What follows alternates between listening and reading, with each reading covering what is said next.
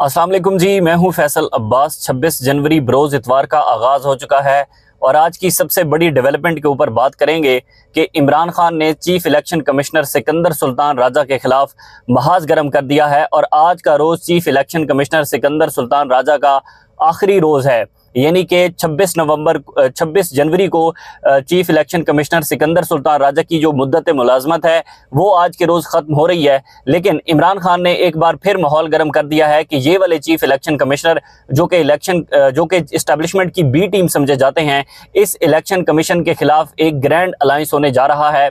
इस वीडियो के अंदर उसके ऊपर बात करेंगे और उसके बाद थोड़ी देर पहले सुप्रीम कोर्ट ऑफ पाकिस्तान से आखिरकार काज लिस्ट जारी हो चुकी है। तौहीन अदालत का जो केस है उसका महफूज शुदा फैसला जस्टिस मंसूर अली शाह सुनाने जा रहे हैं। तमाम तर रुकावटों के बावजूद सुप्रीम कोर्ट ने यह फैसला सुनाने का ऐलान किया है। इस हवाले से भी आपको आगाह करेंगे, लेकिन उससे पहले गुजारिश है कि कमेंट्स में अपना फीडबैक जरूर दीजिएगा। सबसे पहले नाज़रीन चलते हैं इलेक्शन कमिश्नर सिकंदर सुल्तान राजा के खिलाफ एक ग्रैंड अलायंस की तरफ। आपको मालूम है कि 8 फरवरी के इंतखाबात में chief election commissioner Sikandar Sultan Raja ने जो डाका मारा, इस्टेब्लिशमेंट की बी टीम का किरदार अदा करते हुए चीफ इलेक्शन कमिश्नर ने जो है वो पूरे पाकिस्तान से इलेक्शन को चुरा लिया। चीफ इलेक्शन कमिश्नर ने सुप्रीम कोर्ट ऑफ पाकिस्तान के 7 जजेस का रिजर्व सीट का ऑर्डर नहीं माना। चीफ इलेक्शन कमिश्नर इतने मजबूत हैं कि उन्होंने एक पार्टी से बल्ले का निशान छीन लिया। Chief election commissioner Sikandar Sultan Raja ने जिस तरह का किरदार अदा किया है 8 फरवरी के इंतखाबात के अंदर, वो तारीख के अंदर आपको नहीं मिलेगा। अब ज़ाहिर है इमरान खान साहब इस बात को बहुत अच्छे से समझते हैं कि किस तरह से चीफ इलेक्शन कमिश्नर ने जो है वो बी टीम का किरदार अदा किया है इलेक्शन कमीशन का इस्टेब्लिशमेंट के साथ। गुज़िश्ता रोज़ इमरान खान साहब की जो उनकी पार्टी के रहनुमाओं से मुलाकात हुई थी, उस मुलाकात की कुछ अंदरूनी कहानी हमारे सामने आई है कि असल में चीफ इलेक्शन कमिश्नर से मुतालिक इमरान खान साहब ने क्या कहा है।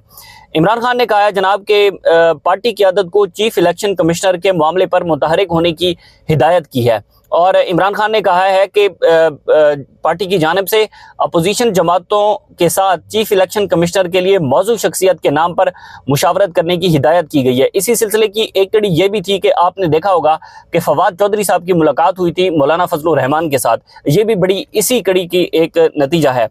उसके बाद इमरान खान साहब ने हिदायत की है कि GDA तहरीक तहफ़्फ़ुज़ आईन पाकिस्तान में शामिल जमातों के साथ मुलाकात करे और चीफ इलेक्शन कमिश्नर के मामले के लिए मुत्तफ़िक़ा तौर पर एक नाम दिया जाए।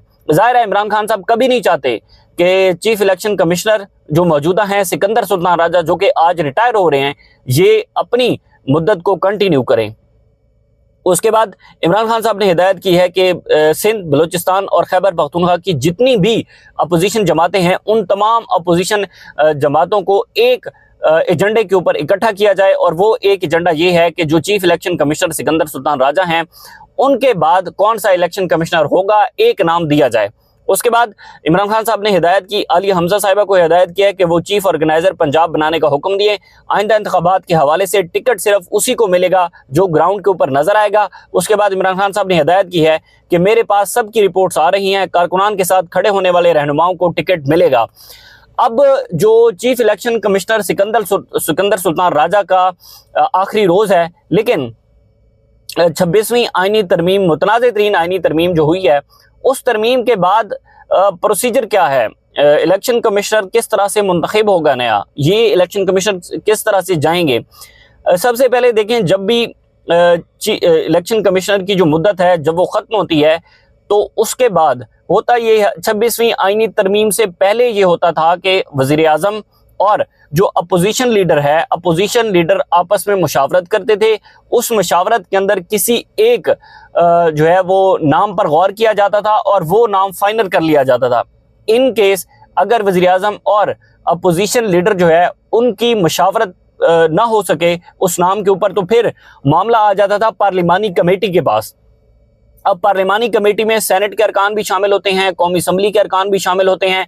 वो उस नाम के ऊपर जो है वो गौर करते हैं और फिर एक चीफ इलेक्शन कमिश्नर जो है वो उसके नाम पर उसका नाम फाइनल किया जाता है। इन केस अगर ये मामला पार्लिमानी कमेटी से भी नहीं होता तो फिर ये जाता है चीफ जस्टिस के पास, chief justice of the supreme court. तो फिर चीफ जस्टिस अपोजिशन के दिए गए नामों पर को भी जाते हैं चीफ जस्टिस के पास और हुकूमती जो नाम है उनकी तरफ से भी नाम चीफ जस्टिस के पास जाते हैं।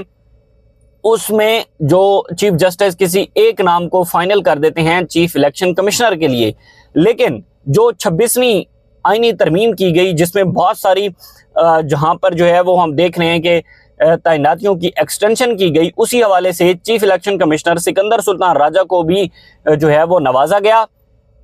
अब जब तक मामला ये हल नहीं होगा, चीफ इलेक्शन कमिश्नर की जो है वो नई तैनाती जब तक नहीं होगी, तब तक chief election commissioner Sikandar Sultan Raja साहब अपनी जो मुद्दत मुलाजमत है उसको कंटिन्यू करेंगे। कि 26वीं आईनी तरमीम से पहले तो ये था कि एक प्रोसीजर के तहत होनी थी, लेकिन अब जो है उसमें यह है कि जब तक अपोजिशन और वज़ीर-ए-आज़म की मशावरत नहीं हो जाती, उसके बाद जो है वो चीफ जस्टिस कोई नाम नहीं दे देते, या फिर उसके बाद पार्लिमानी कमेटी का मामला नहीं हो जाता, तो इन तक जो चीफ इलेक्शन कमिश्नर हैं वो अपनी मुद्दत मुलाजमत जारी रखेंगे। सिकंदर सुल्तान राजा का जो स्याह तरीन दौर था वो स्याह तरीन दौर उस वक्त तक जारी रहेगा जब तक इस निज़ाम के पीछे जो है वो मुहाफिज हैं, जो कि ज़ाहिर है chief election commissioner Sikandar Sultan Raja की भी बैक पर हैं, चीफ जस्टिस की बैक पर भी हैं, अदालतों की बैक पर भी हैं, इस निज़ाम के वो बड़े दावेदार बनते हैं। लेकिन एक्सटेंशन तो चीफ इलेक्शन कमिश्नर को भी मिलनी है। लेकिन आपने कमेंट्स में ज़रूर बताना है कि जो chief election commissioner Sikandar Sultan Raja हैं उनका किरदार किस तरह से रहा है। सिकंदर सुल्तान राजा होता यह है कि जब भी कोई चीफ रिटायर हो रहा हो तो जो senior member of the election commission होते हैं वो तैनात होते हैं, लेकिन ज़ाहिर है सिकंदर सुल्तान राजा भी इस पूरे निज़ाम के जो है वो बेनिफिशरी हैं, इस 26वीं आईनी तरमीम के बेनिफिशरी हैं। सिकंदर सुल्तान राजा इस पूरे निज़ाम के जो है वो कंट्रोल के अंदर हैं, वो बड़ा उनका ख्याल करते हैं। उन्होंने पूरा इलेक्शन चुरा लिया, उन्होंने तहरीक इंसाफ को मखसूस नशिस्तें नहीं दी। चीफ इलेक्शन कमिश्नर इतने ताकतवर हैं कि उन्होंने सुप्रीम कोर्ट ऑफ पाकिस्तान के 7 जजेस का रिजर्व सीट का ऑर्डर नहीं माना, तो यहाँ से आप अंदाज़ा लगा सकते हैं। उसके बाद दूसरी अहम तरीन डेवलपमेंट, थोड़ी देर पहले सुप्रीम कोर्ट ऑफ पाकिस्तान से एक काज लिस्ट जारी हुई है। उस काज लिस्ट के मुताबिक जस्टिस सैयद मंसूर अली शाह और जस्टिस अकील अब्बासी कल जो फैसला था तौहीन अदालत की रजिस्ट्रार के खिलाफ, उस तौहीन अदालत का फैसला सुनाने जा रहे हैं। फैसला क्या होगा, फैसला उसके मुख्तलिफ एस्पेक्ट हैं, ज़ाहिर है उस पर बात की जा सकती है। कोई फाइनल हम अपनी तरफ से ये नहीं कह सकते कि फ़ला फैसला आएगा, लेकिन बहुत सारी उम्मीदें हैं, बहुत सारी डिस्कशन है शहर इक़्तिदार के अंदर कि ये मामला फुल कोर्ट की तरफ जा सकता है, कि जो जस्टिस सैयद मंसूर अली शाह हैं वो ये डायरेक्शन दे दे कि भाई जो इख्तियारात से मुतल्लिक केस है, इख्तियारात से मुतल्लिक बेंचेस के इख्तियारात से मुतल्लिक जो है वो उसको फुल कोर्ट सुने, यानी कि इनडायरेक्टली तौर पर 26वीं आईनी तरमीम, मुतनाज़ आईनी तरमीम जो हुई है उसको फुल कोर्ट सुने। लेकिन कल का दिन अदालती महाज के ऊपर सबसे बड़ा दिन है।